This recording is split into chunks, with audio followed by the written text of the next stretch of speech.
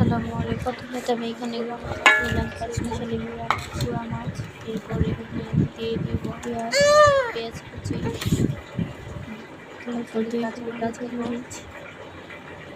থেকে কাঁচামরিচ দেওয়ার পর আমি বাটা মশলা এখানে বাটা মরিচ ব্যবহার করব।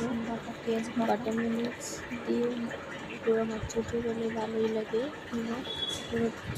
গুঁড়া বাটা মরিচ দিয়ে আমি যে চচ্চড়িটা দিচ্ছি, বাটা মরিচ দিয়ে ভালোই লাগে। আপনারাও টেস্ট করে দেখুন।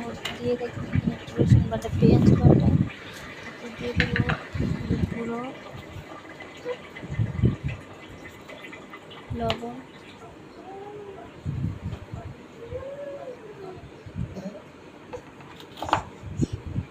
তারপর পরিমাণ মতো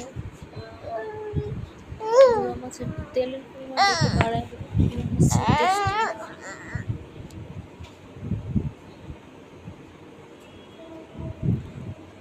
তেলটা দেওয়ার পর আমি ভালোভাবে মাখাইয়া নিব। হাত দিয়ে ভালোভাবে মাখানো শেষ হলে একটু হালকা পানি দিয়ে বসায় নেব।